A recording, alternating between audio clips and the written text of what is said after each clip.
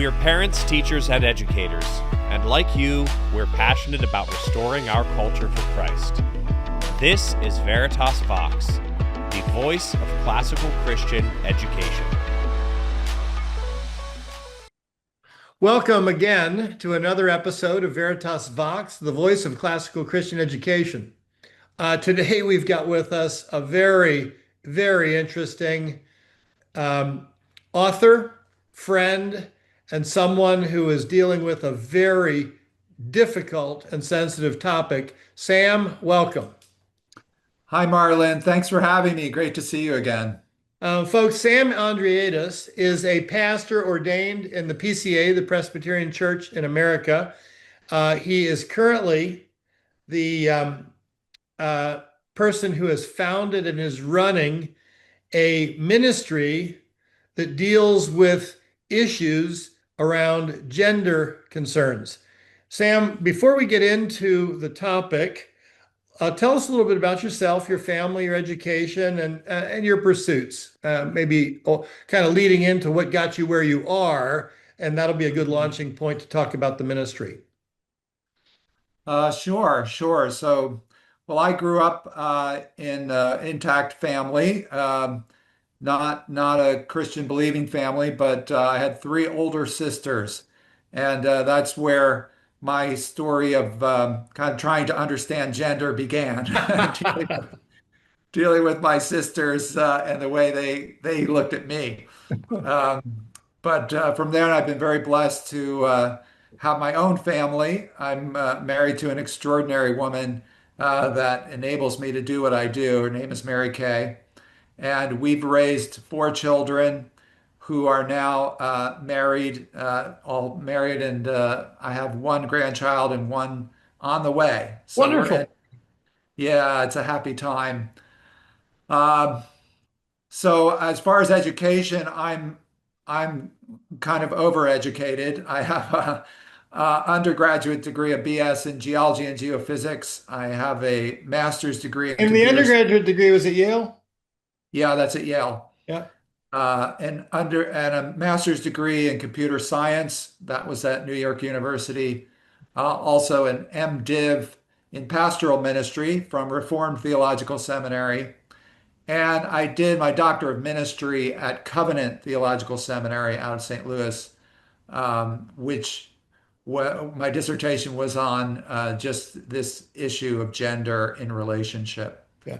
And Um, as we sit here today recording, you're about to head into another educational pursuit.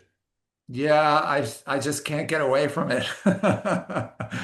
But I've been blessed to be admitted to the University of Edinburgh, where I'll be studying with James Eglinton on Herman Bavinck's conception and use of the analogy of human gendered relationship in his Trinitarian theology. So that's a big deal, a new phase for us. Yeah. Well, I am really excited to get involved in this topic with you. It is a topic of great significance in our culture, and I suspect throughout most of the world today, the issue of gender and how it applies, how we think about it biblically. You founded a ministry called Affirming Gender. Tell Yeah. us how that came about. I know a little bit about your story, so maybe start in New York City and take us to the present with how that came about. Yeah, so when I began as a pastor over 20 years ago, it was pastoring a church in Greenwich Village in Manhattan. And right from the beginning there, Marlon, issues of gender were front and center that I was dealing with from really literally day one. Whether it was guys who are struggling with same-sex attraction and trying to follow Jesus, or women who are struggling with what the Bible said about women, or people who were struggling with their bodies and being reconciled to their own gender. That was all there in a kind of microcosmic form there in Greenwich Village. It At was this where, point, when you got started, it was not by any means the national or international conversation that it was in Greenwich. Greenwich was kind of a birthing point for this conversation, wasn't it? It certainly was. Greenwich Village and San Francisco, kind of two places where these ideas were growing and taking shape, and the culture was being formed. And I saw it coming. I knew that this was going to be a wave. So I really tried to make myself useful to the Lord and be helpful to people. And that has taken me on the journey that I've been on. Okay. So now you go from Greenwich Village to a small church in Lancaster, Pennsylvania, and then to a church closer to Philadelphia. But now the ministry Affirming Gender takes up all of your time that's not pursuing educational pursuits also. Yeah, correct? Yes, well, the educational pursuits are part of it because Sure. my big thrust I've been trying to do and help people to do is I really find that connecting people deeply to their theology, our Christian theology, is a tremendous aid in helping people kind of disperse the confusion that they have and helping people to be reconciled to who God made them to be. So that's in New York. We started a ministry called it was called something different at the time, but now it's called Higher Ground, and that's still going on. It was a ministry of discipleship for those who had same unwanted same-sex attraction but wanted to follow Christ. And so people have been a part of that ministry now for many years. We've seen around a dozen marriages and half a dozen babies from people who've been helped there. But the real goal of it is just to help people follow Christ in the midst of what they're dealing with. And I'm happy to say it's still going on today. It's for people. But when I came time to pursue my doctoral work, I said I want to spend more time with these amazing people who have an added burden of discipleship that they're carrying, and so that's what led to this dissertation, Okay. the Does She Matter dissertation, where I interviewed men who had a gay or same-sex attracted past, but were now in marriages, stable marriages with Christian women, and just talk to them, listen to them about what difference gender makes in relationship for them. And it was eye-opening. So that was just a wonderful privilege to be able to conduct a little research there, Yeah. and that ended up culminating in the book Engendered, which came out in 2015. Okay. So to summarize here a little bit and to continue to pursue the conversation and getting into the meat of it, if I go to your website, which I can find by simply Googling Affirming Gender, is it That's right. affirminggender.com? I don't remember. That's it, Yeah, affirminggender.com. affirminggender.com. I can And learn a you little want to bit. say it that way instead of gender affirming, because that'll take you to some other places. Yeah, I can imagine. I can imagine. Thanks for the emphasis there. But there, you talk about the purpose of your work there, which you've covered nicely here, and it really helps us understand. It also notes the books that you've written, and one of them listed there is Does She Matter? The dissertation. Another book is Dating with Discernment. But the first one, I've only read two of these four. The first one was Engendered, and the last one listed there is Across the Kitchen Table, which will really dominate our conversation for this episode. Um, but talk to us first a little bit about what problems you were trying to solve, what goals you had in mind by writing the book Engendered. Sure. Yeah. Well, just by the way, that dissertation you don't have to read. It's boring. I just put it up there because people were curious. I got a Yeah, number of inquiries from people saying, "You mentioned this study in Engendered. This Does She Matter? So what is it? Where can I get it?" I yeah. was like, "Well, here, it's available online if you really want to If you dig." can't sleep at night, this will be a good opportunity to figure out something to do with your time. Yeah, yeah, it'll put you to sleep. Um, But Engendered started a good conversation opened up ways for me to interact with a kind of larger groups. I did speaking engagements following that, and people, started to meet people and counsel with them. This was all while I was pastoring as well. And it just, I started to look at, the more you kind of look at a problem, Marlon, you know this, the more you sort of start to see what the real problem is beneath the problem. It And is it is a very important thing when assessing how to work strategically to know what you should be dealing with. yes, and try to get to the root of things. And so Yes, I saw what was happening in the church was being influenced by the culture. There was a real breakdown of gender in relationship, and gender is about relationship in the scriptures.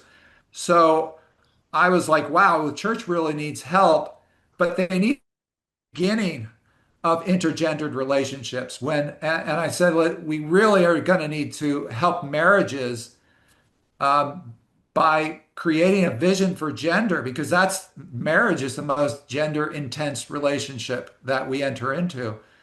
And if I looked at the books that were out there, and they might have a chapter about gender safely placed near the end.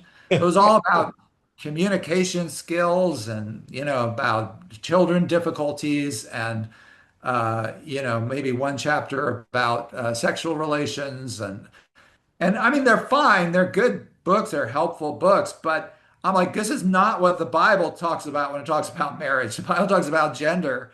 So I decided to take what was in Engendered and turn it into a dating book to help people build a good foundation while they're dating. that's the book Dating with Discernment. I've not read that either. I am married almost 44 years. Dating is well in the rearview mirror. Yeah, you don't have a cause for it. What was fortuitous for me, kind of providential, was that I had two kids at that time. I had two kids who were married, two kids who were not, but were starting to enter the dating waters. So I said, "Oh, this is perfect. I'll just write down what I want them to know." And it was a great blessing to me that when they were dating, my two younger ones, Veronica and Enoch, they both read that book with their date. Um, and now I couldn't be happier with the spouses that they have. The marriages That's is wonderful. wonderful. Yeah, that's So wonderful. that's a great testimony. I felt like, okay, my life is complete. That was the apex for me. But that book is a little longer. I kind of took my time, just kind of relaxed, tried to relax with the reader and say, look, this is the kind of thing that your marriage must be based on. And I got that from the scriptures, and I find it to be true that we have to be paying attention to each other as man and woman. That is crucial to what makes a very successful and intimate and fruitful marriage. And so that's what that book is trying to do, is trying to help the church or people who are dating get off to a good start. Yeah, very Um, good. Then more recently, you wrote the book, which doesn't tell the story of its content by its title, but it's called Across the Kitchen Table. What was the yeah, point of writing it? I got criticism on that title just because it doesn't have trans in the main title. It's in the subtitle, talking about trans with your teen, but it's not in the main title. And so, people didn't like that. But Well, I they'll was get it. They'll get over it. You can title things how you want to. If somebody wants to know, they can look into it. Well, the idea I was going for was that, let's calm down because this issue is causing a lot of estrangement in families, and people are just like drawing up battle lines, and there's a cultural war. I was like, let's just talk about this across the kitchen table. That's the idea. Yeah. And so the photograph there on the front cover is of a table with, a coffee cup and some hands. And the idea, that's actually me and my son, by the way. My wife took the picture.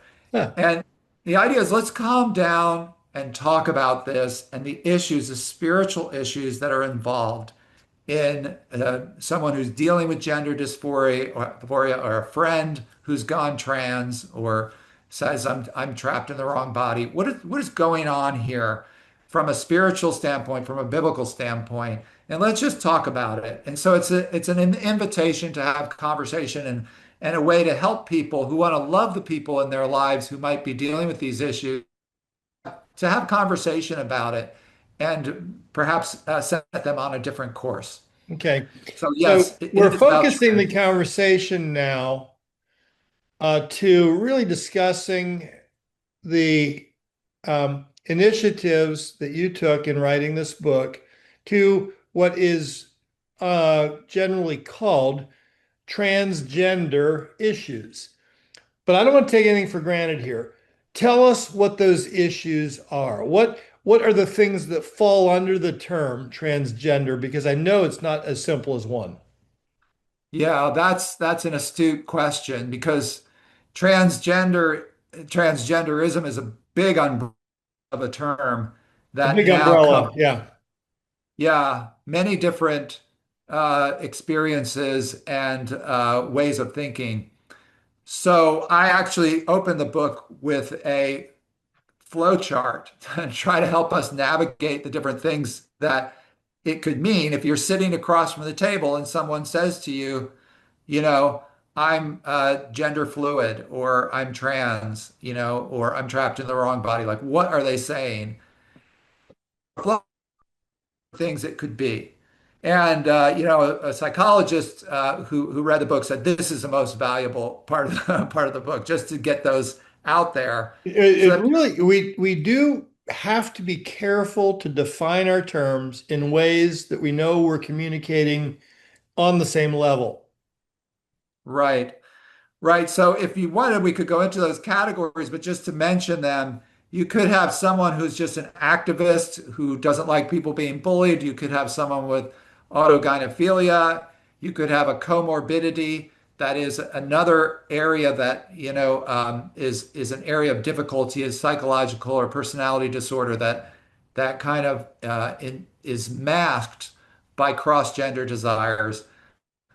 You could have a desire in a teen to just want to be cool, and it's become fashionable in the neighborhood to go trans, so they don't want to miss out. Um, or you could have an actual gender dysphoria and a real alienation that a person feels from their body, which can be very real. And Well, so we can that spend those a are the lot things of I lay out. time. I'm sorry. Let me just say, we can spend a lot of time on all these categories, but my experience tells me that there are probably only two or three or just a few categories that dominate the landscape in terms of actual occurrences. But there's a big difference in my thinking in terms of impact for a person between somebody, Yeah. a man who wears his wife's underwear, or a man or woman who simply wears the other sex's clothes. That's one category that's relatively simple. I'm searching for the word to practice. That's a whole lot It's different than simple, but saying, it's a major category that's ignored in the media. Like you don't hear well, about. and that's what I want to hear from you. But there's a big difference in that and the category of somebody who says, I'm a man. I want to have my body become a woman's body. So they're going to literally operate, remove the certain parts, add other parts. They're going to try and change how they actually physically look. That's a much more significant practice or impact. So anyway, what are the major categories? And uh, let's start there. Well, yeah, those procedures that you could, I have a name for that. I call them gender imitative procedures, Okay. gender imitative hormones and surgeries, because that's reality. That's the reality of what's going on. People are trying to trick their body or make their body imitate the opposite gender. Um, and Yeah, so I've kind of listed the categories already. I think you got to be aware if you're dealing with a teen, it's a different ballpark. You're in a different game. So I'm not sure which you wanted to talk about. Well, Uh, can you give us a little bit of a breakdown of saying uh, 20% is this, 50% is this, that kind of thing in terms of what you believe or what you know about the marketplace? Where do the problems manifest themselves most? oh, that's a big question. As far as the breakdown of percentage, I cannot do that for you Okay. because Okay. the boxes keep changing. Um, And it's very difficult to gather numbers on these. For example, if you're talking about an adult man, you mentioned who wears a women's underwear, a lot of what you're probably dealing with is a term we call this autogynephilia, and that's where someone experiences sexual arousal by putting on these clothing of of the opposite gender. It's almost always men. And that's this big category that's you're not going to hear about it in the media, but it's a big category. Wow. And if people are adults and they're doing that and men are doing that, it's also a very shameful thing to talk about, especially if you're in the church. You know, people don't want to talk about it. It takes a lot to get someone to a place of recognizing they might be helped by talking about it. Um, Yeah. but that's the one big category. But if you're talking about a teen who is saying that, and they haven't had a history of this, like there's the term that's often used, rapid onset gender dysphoria, which in my book is not gender dysphoria at all. It's just this need to fit in, and to be, to fit in with one's peers, which is visceral in teens. Um, and that's something that is a matter of good parenting to try to address Yeah. and developing a relationship with your child. Well, But there are also these other two kind of major contributors when you're dealing with people, teens or children. That is, there could be another condition that autism is one of them. And if you're in a gender clinic, for example, in the field, these other conditions are there because you you just see it in the field. You see this person has another problem as well. And unfortunately, what happens in America now is that if somebody has these other conditions, they're not explored. Helping them with these other comorbidities is not explored. They're just kind of uh, it, it's just a, well, you're trans and you're put on this conveyor belt for these procedures. Um, but there is also the actual gender dysphoria that is there, and it comes from early childhood trauma, almost always.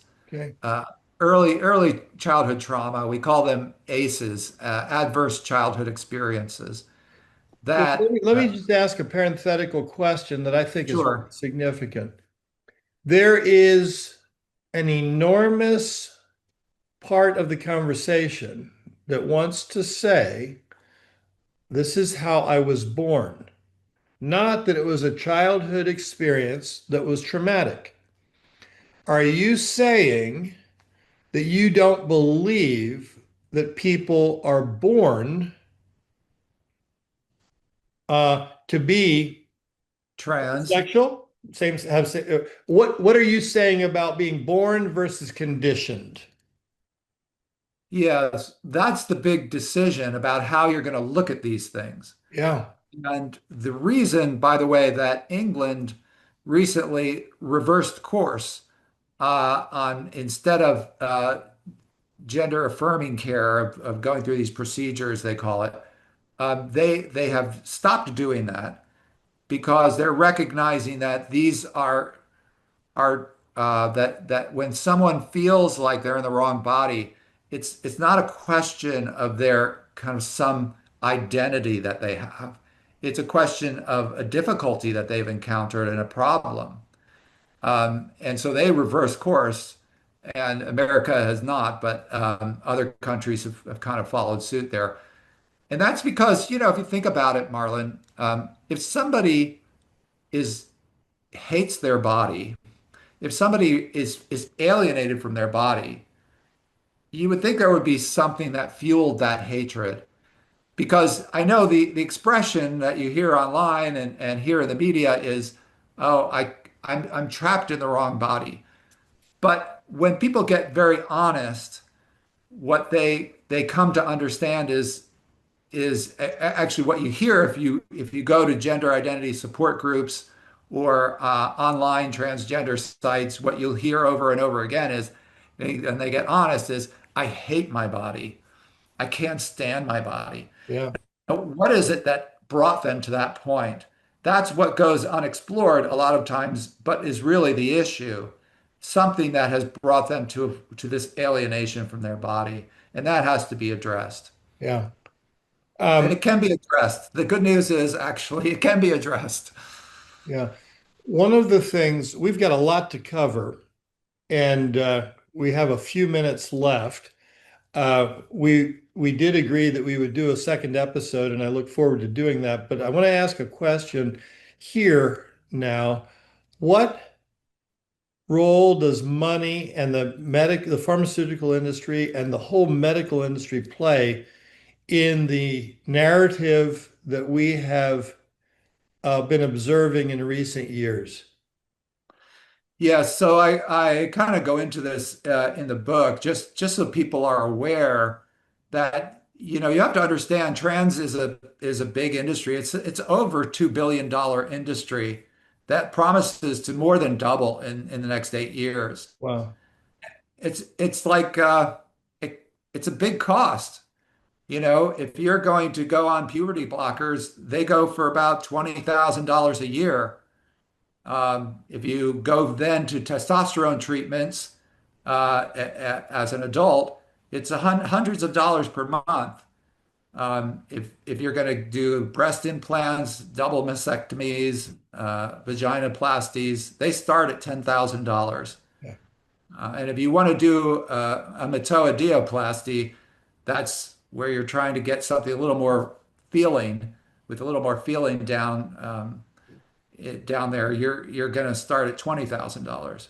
Wow. Um, How about so to introduce it's another? definitely playing a role in the kind of insistence that people have that this is the way that we have to go to treat people who have this trouble. Yeah. So maybe to button up the question of money, the medical industry, in many respects, has much to gain by supporting medical procedures that go along with what is being um, uh, desired by the person.